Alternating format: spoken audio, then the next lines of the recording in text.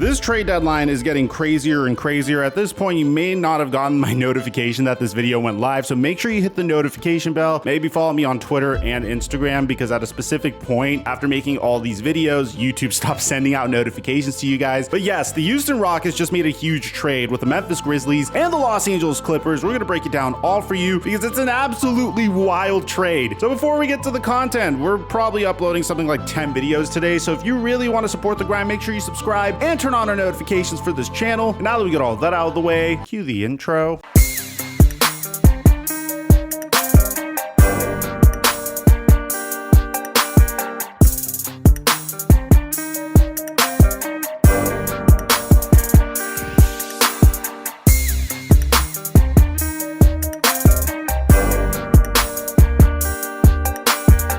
When this happens, we all make bank. PrizePicks is hooking us up for the Super Bowl with a free square from Patrick Mahomes, which means Mahomes just needs one passing yard in order for his square to convert. So all you have to do if you want to join is go to the link in the description down below, download PrizePicks, and use my promo code microphone so they can match up to $100 of your deposit. And once you're done with that, make these picks. Obviously, you should go with the Patrick Mahomes 0.5 passing yards and click more. Once you're done with that, one of my sleepers is going to be Kenneth Gainwell, who has been a monster throughout the playoffs for the Philadelphia Eagles, and he just needs to get higher than 21.5 rush yards. So we're going to click more there, and if Kenneth Gainwell gets more than 21.5 rush yards, you could 3x your money. Now, if you feel really good about this, you could also add Travis Kelce scoring 1 touchdown, and if both of these hit, you 5x your money. I play PrizePicks each and every day, and I post my picks to my story on Instagram. So make sure you're following me there if you want to see my picks on a daily basis. And thank you, PrizePicks, for the sponsor. Mic check 1 2 1 2. What's going on, everybody? The Los Angeles Clippers are supposed to be one of the top contenders in the Western Conference. For some reason, that hasn't necessarily panned out for them so far. Now, granted, they're a couple wins away from going from 6th place in the West to 3rd place in the West, but they also have to beat the Phoenix Suns and the Dallas Mavericks, who have improved their teams considerably throughout the trade deadline. And they also have significant salary cap issues. You see, they owe Luke Kennard and Marcus Morris the same exact amount of money. Luke Kennard doesn't appear to be the greatest investment for the Los Angeles Clippers, at least currently, and at the same time they decided to completely distance themselves from John Wall because, well, it really pains me to say this, but John Wall is horrific, at least from an analytical and statistical standpoint whenever he plays for the Los Angeles Clippers. I think he has a net rating of 7, if I'm correct about that. So as a result, the Los Angeles Clippers are making significant strides to, 1, shed some salary, and 2, improve their roster in time for them to make a huge push in the Western Conference. So the Los Angeles Clippers were in some trouble. They were paying an exorbitant amount of money to Luke Kennard for a man that was averaging 8 points per game this year, that contributed 1.2 wins this year. Don't get me wrong, Luke Kennard is an absolute sniper from 3. The problem is he was at the very bottom of the rotation for the Los Angeles Clippers, so it seemed like it was in their best interest to move him at this point. So who would they move him for? Well, this is where it gets really interesting. They're bringing back a familiar face, a man that was actually the face of their franchise over a decade ago that they eventually traded away in the Chris Paul trade, Eric Gordon.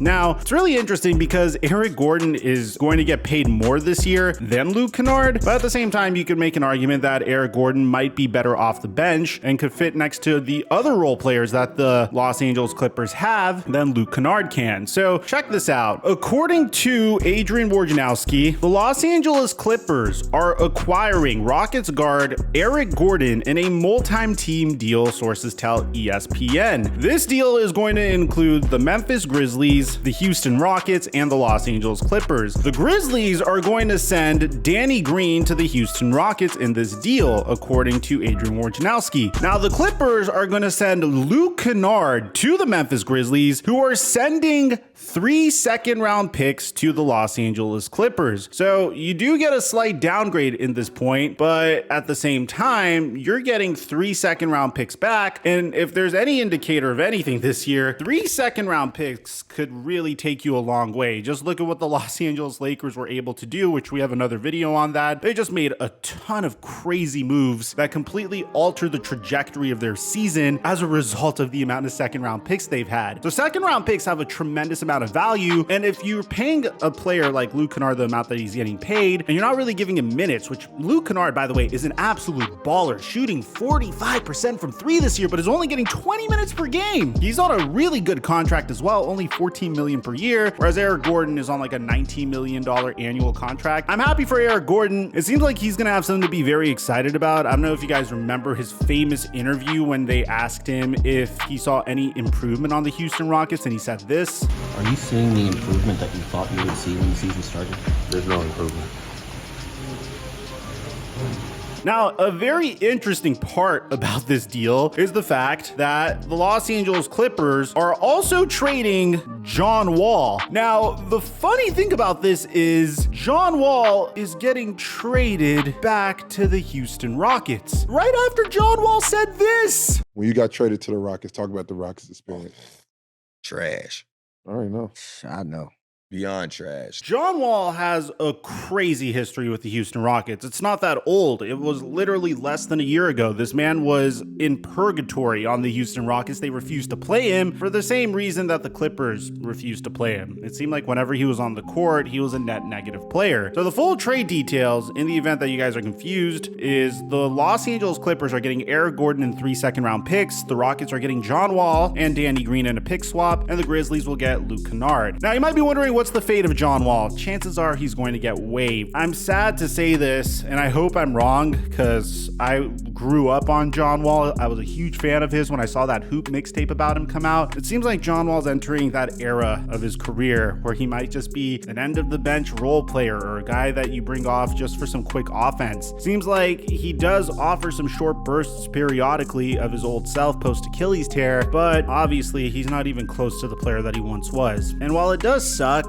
at the same time, you have to understand this is a man that's made millions and millions and millions of dollars, so he's going to be okay. But I know how passionate he is about basketball. I know his story. It's a little unfortunate. Hopefully he could land on a team that'll make me change my mind about the perception of the player he is currently by the end of the buyout. And we're going to cover the buyout market extensively following this video because it looks to be crazy. But at the same time, the Los Angeles Clippers aren't done wheeling and dealing, because they're also trading Reggie Jackson to the Charlotte Hornets to get Mason Plumlee in return. So it looks like the Los Angeles Clippers have already found a role and a niche for Eric Gordon by freeing up some space in their backcourt and also fortifying their front court. Mason Plumlee has been having a remarkable year this year. He's been a breakout player for the Charlotte Hornets. And honestly, this does suck for Reggie Jackson, but I'm sure he could look upon this era of his career fondly and just be thankful for the fact that the Los Angeles Clippers essentially resurrected his career. So at this point, as a Clipper fan, you probably are looking at this situation and thinking, where did all the guards go? Well, it seems like the Los Angeles Clippers are linked to one guard that is already in Los Angeles heavily, that was already traded the other day, Russell Westbrook. We mentioned this in our first D'Angelo Russell trade video, where the Los Angeles Clippers